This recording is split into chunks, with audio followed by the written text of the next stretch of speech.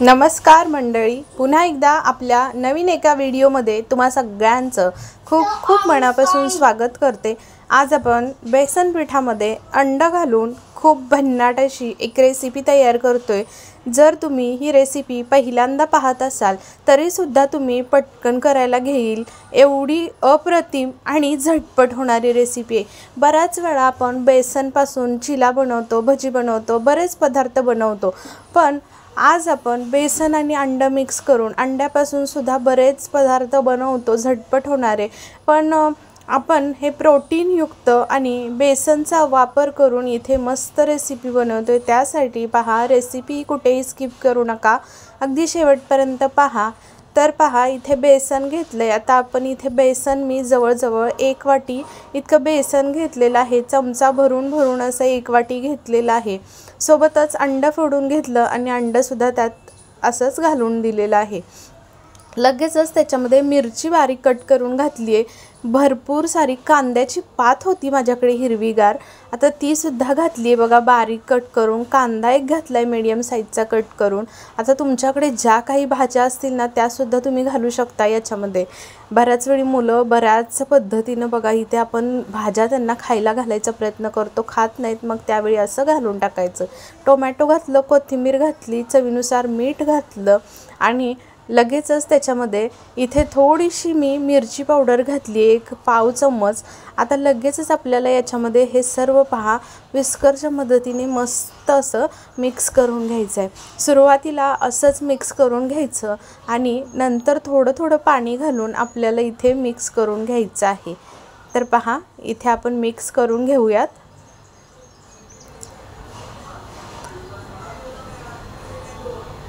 तर पाहू शकता अशा पद्धतीने इथे मिक्स करून घेतलेलं आहे। आता तुमच्याकडे गाजर वगैरे जरी असेल ना तरी सुद्धा तुम्ही घालू शकता बरं का। थोडंसं गाजर किसून घालायचं, कोबी असेल तर कोबी सुद्धा अगदी बारीक चिरून याच्यामध्ये घालू शकतात। आता लगेचच अजून थोडंसं पाणी मी घातलंय पहा आणि अशा पद्धतीनं आपल्याला या कन्सिस्टन्सीचं इथे बॅटर तयार करून घ्यायचं आहे। तर अंडंसुद्धा आपण बेसनमध्ये घातलेलं आहे आणि त्याच्यामुळे खरंच पौष्टिकसुद्धा आहे आणि झटपट होणार आहे। आता याच्यामध्ये अंडं घातलं की नाही हे सुद्धा माहिती पडत नाही, एवढी जबरदस्त टेस्ट येते आणि दिसायलासुद्धा आणि खायलासुद्धा अप्रतिम लागतं। तर पाहू शकतात इथे अशी कन्सिस्टन्सी आपल्याला या बॅटरची ठेवायची आहे। तर लगेचच इकडे पॅन गरम करायला ठेवायचा। तर इथे पॅन गरम झाला की आपण लगेच त्याच्यावरती तेल थोडंसं लावून घेऊया। ब्रशने छान तेल लावून घ्यायचं आणि लगेचच आपल्याला याच्यावरती पहा हे बॅटर आहे ते थोडं थोडं करून आपल्याला छान पसरवून द्यायचं आहे। तर पहा, इथे मी सुरुवातीला 1 चमचा, नंतर 2 चमचे आणि अजून 1 चमचा असं 3 चमचे बॅटर घातलेलं आहे आणि चमचाच्या मदतीनेच आपल्याला हे सर्व असं पसरवून घ्यायचं आहे। पहा, अशा पद्धतीने बॅटरची कन्सिस्टन्सी ठेवली आपण, त्याच्यामुळे अगदी छान असं पसरलं जातं। आता आपण याच्यामध्ये सोडा वगैरे बिलकुल काही घातलेलं नाही बरं का, तरीसुद्धा तुम्हाला मी दाखवते जाळी किती छान सुटते ते। तर पाहू शकता तिथे थोडंसं साईडनं सुद्धा तेल सोडून घ्यायचं। तर आज मी हे बनवते ते म्हणजे हनीकॉमच्या तव्यावरती, अजिबात कुठेही तव्याला चिटकत नाही, अगदी छान डोसे वगैरे सुद्धा याच्यावरती खूप मस्त तयार होतात। जाळीसुद्धा खूप भारी पडते। चपाती करू शकता, डोसे करू शकता, उत्तप्पा, जे काही तुम्हाला बनवायचं आहे ते सर्व तुम्ही याच्यावरती बनवू शकता। जर याची लिंक हवी असेल तर मी तुम्हाला ह्याची लिंकसुद्धा डिस्क्रिप्शनमध्ये देऊन ठेवते, प्रोडक्टसुद्धा टॅग करून देते, नक्की तुम्ही ऑर्डर करू शकता। तर पाहू शकता जाळी किती सुरेख सुटली आहे पहा, अशी मस्त असे हे धिरडे आपले इथे तयार झालेले आहेत दोन्ही बाजूनी।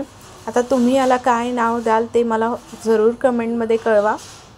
लगेचच आपण इथे दुसरंसुद्धा करून घेऊया। थोडं थोडं बॅटर घालायचं आणि छान पसरवून द्यायचं। आता ही होणारी अशी झटपट होणारी पौष्टिक रेसिपी आहे। सर्व आपण भाज्या घातलेल्या आहेत याच्यामध्ये। आता माझ्याकडे कांद्याची पातसुद्धा होती त्यामुळे मी तीसुद्धा घातलेली आहे। बऱ्याच वेळा कांद्याची भाजी खात नाहीत मुलं, मग असं काहीतरी करायचं जेणेकरून सर्व त्यांच्या पोटामध्ये जाईल। तर पहा, दुसरंसुद्धा इथे छान असं मस्त भाजून घेतलं लगेच दुसरी बाजूसुद्धा व्यवस्थित पलटी करून घ्यायची आणि भाजून घ्यायची। तर पाहू शकतात झटपट होणारी रेसिपी आहे, अजिबात वेळसुद्धा लागत नाही किंवा आपल्याला बॅटरसुद्धा तयार केल्यावरती जास्त वेळ ठेवायची गरज नाही, लगेच तुम्ही इथे बनवू शकता। अशा पद्धतीनं तुम्हीसुद्धा एक वेळा नक्की आपली ही रेसिपी बनवून पहा आणि तुम्हाला कशी वाटली ते मात्र मला जरूर कमेंटमध्ये कळवायला अजिबात विसरू नका। तर पाहू शकता इथे अगदी व्यवस्थित आपलं मऊसूत अगदी छान असे धिरडे इथे तयार करून घेतलेत मी। आता इथे मी घेतलेलं आहे ते म्हणजे शेजवान चटणी। तर इथे तुम्हाला जसं खायचं आहे तसं तुम्ही त्या पद्धतीने खाऊ शकतात।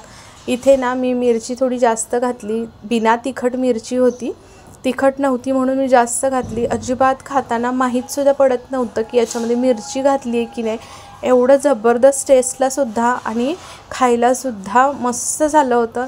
तुम्हीसुद्धा बनवून पहा आणि मला कमेंट करून ज़रूर कळवा तुम्हाला कशी वाटली आपली आजची रेसिपी।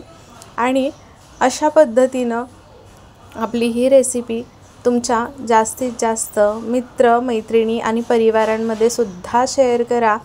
तर पाहू शकतात कलरसुद्धा खूप सुरेख आलेला आहे आणि मस्त असं टोमॅटो वगैरे जे पण काही आपण याच्यामध्ये भाज्या घातलेल्या आहेत, आपण याच्यामध्ये हळदसुद्धा घातलेली नाही, पण जो बेसन आणि अंड्याचा जो कलर आहे तर त्याच्यामुळे पाहू शकता कलर काय सुरेख आलेला आहे।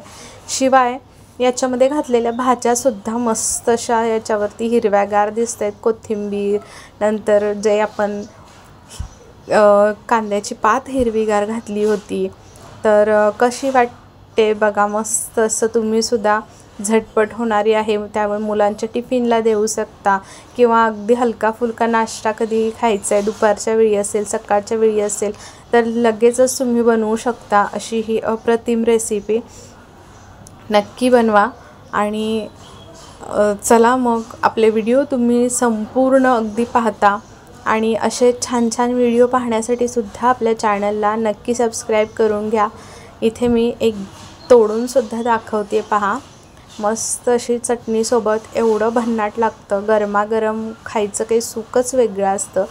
नक्की व्हिडिओ आवडला असेल तर एक लाईक आणि सबस्क्राईब हाईप करायला अजिबात विसरू नका। चला उद्या पुन्हा भेटू अशाच एका छान आणि जबरदस्त रेसिपीसोबत।